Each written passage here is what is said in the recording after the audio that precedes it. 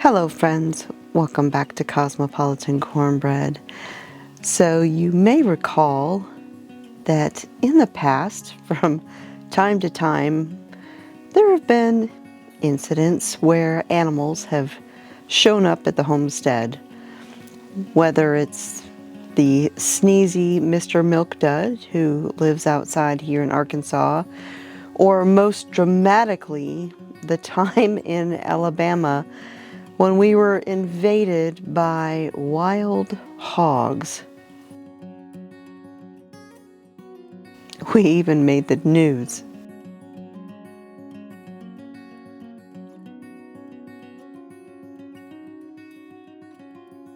That one was definitely one for the books. I never would have imagined having an entire herd of wild hogs decide to move in. They were at our property in Alabama.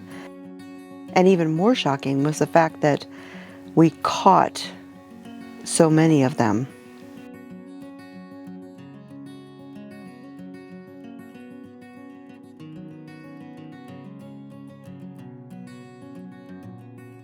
If you would like to see that story, I will put a link to that in the video description down below. You know, at the time I had joked, why would it have to be pigs? Why couldn't it be something like beef? You know, like the time we had a great big Wagyu bull show up. So that brings us to today, and this happened. So I had just finished doing my Bible reading when Mr. Smith came back in the house and said, come here and grab your boots. And I came outside to discover cows. Hello.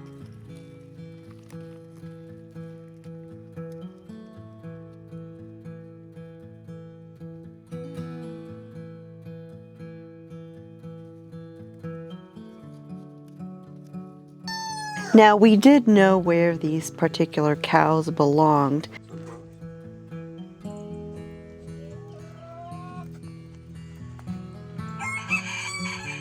Stumper's like, what the heck? And so I contacted the people where these cows had came from, and they didn't live too far away, and they said they were on their way.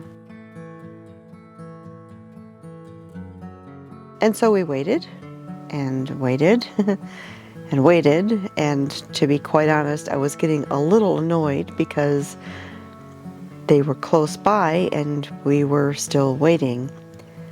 We found out later that they were actually 3 hours away. They didn't tell us that part when we were on the phone.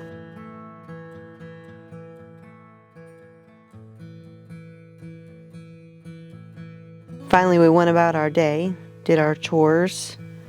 The young one followed us around. What are you doing? Huh?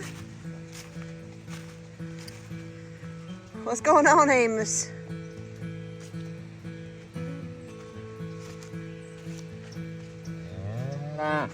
Really? Is that so?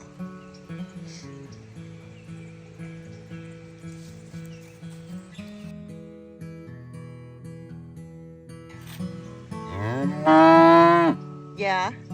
I think your mom was up the hill still. She's probably up there eating my goat feed again. Go find her. Go find her. And then you need to go home.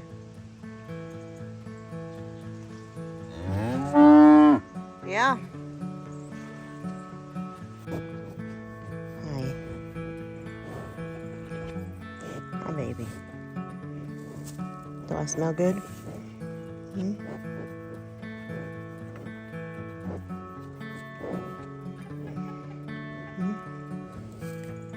Hi, Mama. Hi. Do I smell good? What do I smell like? Oh, nice burp. Hi. Hi.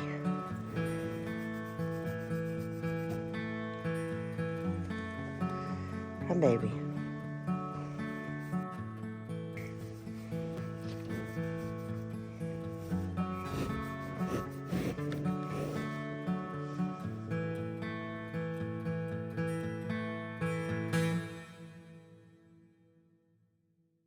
Good morning. So, got it this morning, and there was cows.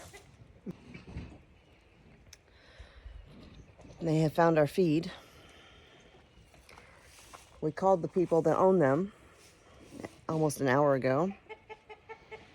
They said they were on their way.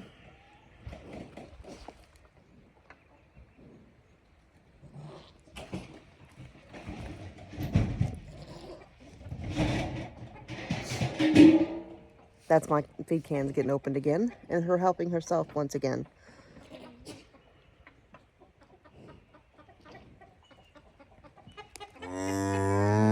Yeah, your mama's being a pig. But eventually, the 2 cows ended up going home. What's going on? And all's well that ends well. And when the drama of the day had ended, it was time to get to work and do the things that I had planned for the day. And one of those plans for the day was another day of canning potatoes. I shared on social media the other day that I was canning potatoes, and I had several people ask me if I would share the video of the process, and so I agreed. So of course we always start the day by washing and prepping all of our canning equipment, washing the jars, washing the canners, washing everything, making everything nice and clean. It doesn't matter if the jars are clean from the pantry, if they're brand new, always wash them up.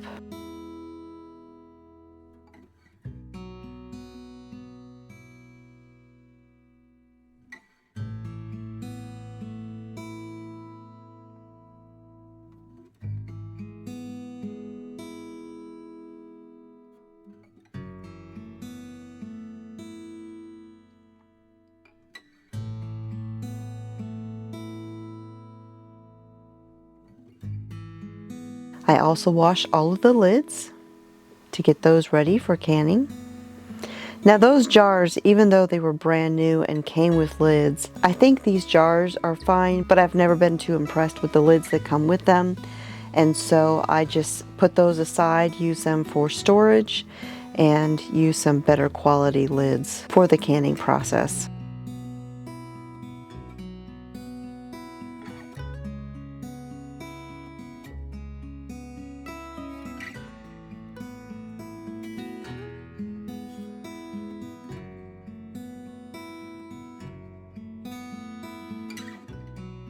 And once everything was clean as far as canning equipment, now came time to wash the potatoes.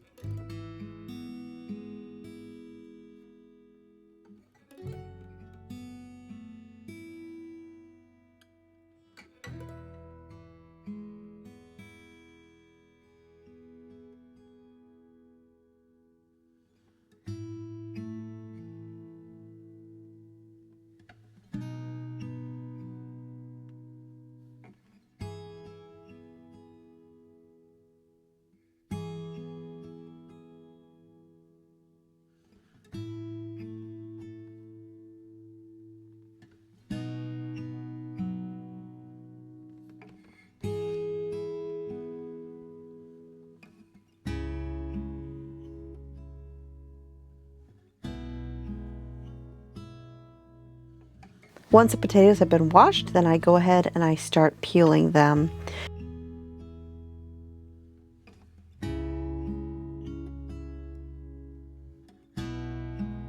And as I peel the potatoes, I put them in a big bowl of cold water that you can see there over on the counter. Now the potatoes that I like to can are russet potatoes, and I've had a couple people ask me why I do russet potatoes instead of gold or red potatoes, and really it's a matter of being economical. I can get lots of russet potatoes at a really good price, and so to save money I use the russet potatoes, even though russet potatoes do often make me sneeze. But interestingly enough, I didn't sneeze a single time in the 2 days of canning potatoes. That is definitely not the case the last time I canned potatoes on video. Once all of the potatoes have been peeled, then I go ahead and I cut them up between 1/2 to 3/4 inch sized pieces. And as I cut those, I again put them into some fresh, clean, cold water.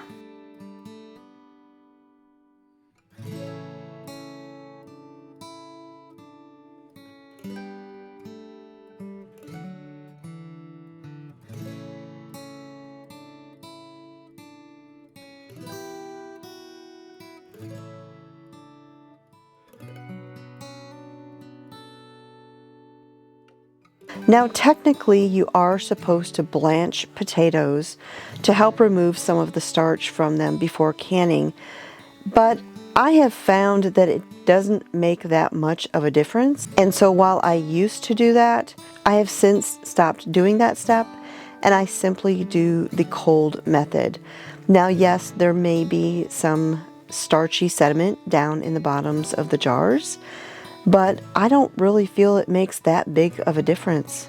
And so I just do it a little bit simpler, and I'm perfectly happy with the results. And you can see as I put the diced potatoes in the cold water, they're already releasing some excess starch.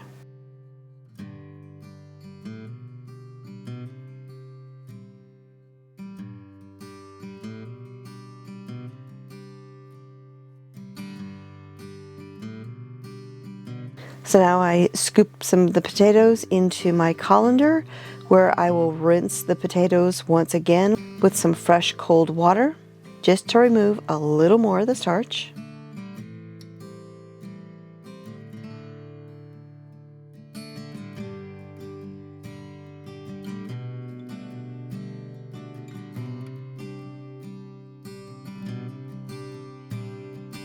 And then I start jarring them up. And as you can see, I'm doing my potatoes in quart jars. We're going to go to a 1-inch headspace, which is the distance between the top of the jar to the top of the food.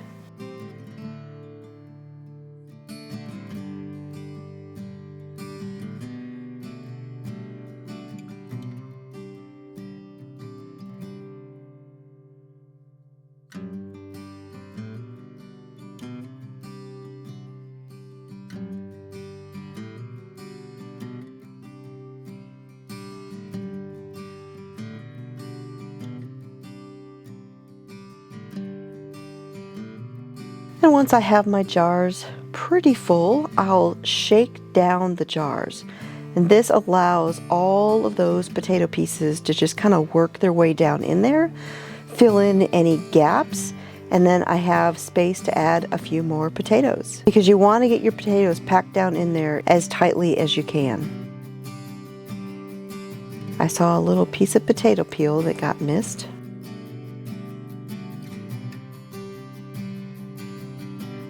Add a few more potato pieces to fill in the space.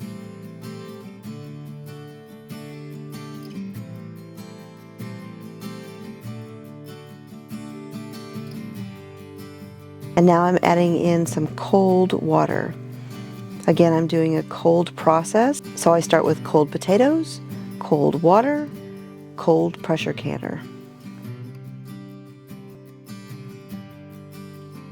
And now we're going to remove as many air bubbles as we possibly can.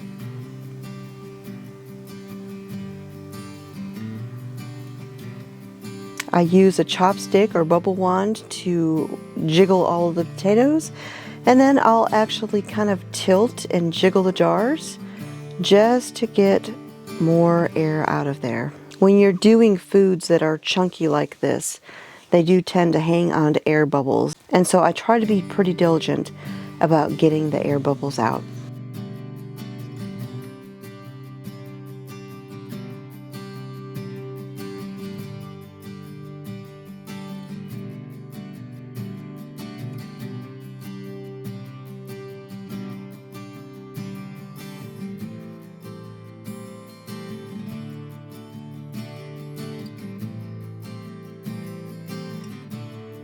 Press the potato pieces back down in there, and then add a little bit more water to adjust the level back to the 1-inch headspace.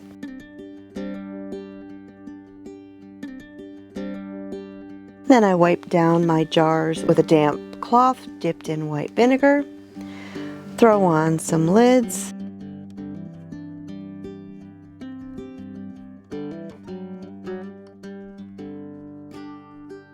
Put on the rings, finger tight, snug but not wrenched on.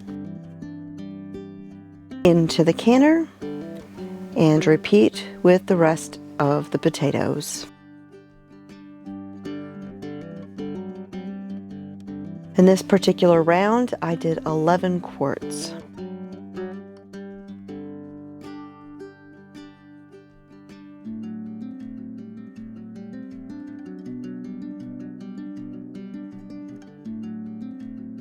Of course, potatoes are a low acid food, so they have to be pressure canned. And the processing time is 40 minutes at 10 pounds. And of course, you do have to adjust for your elevation where you live.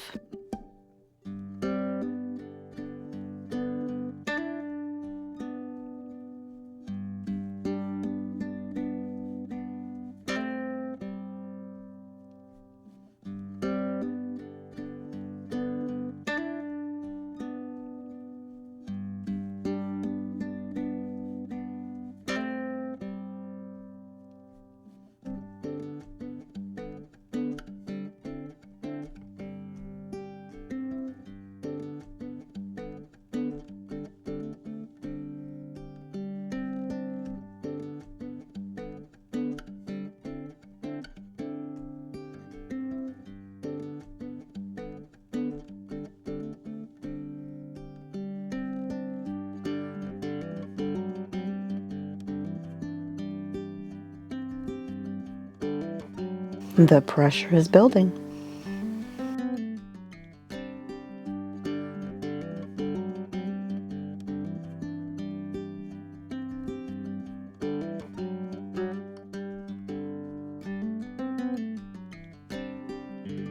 And there we go. 11 quarts of canned potatoes.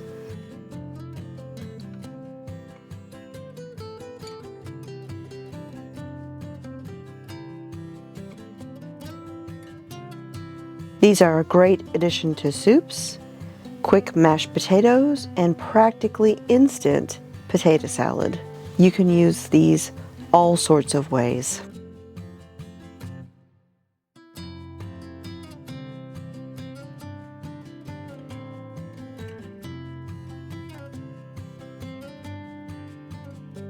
I'll let these cool overnight, and the next morning I take off the rings, check all the seals, wash the jars, and label them and put them in my pantry.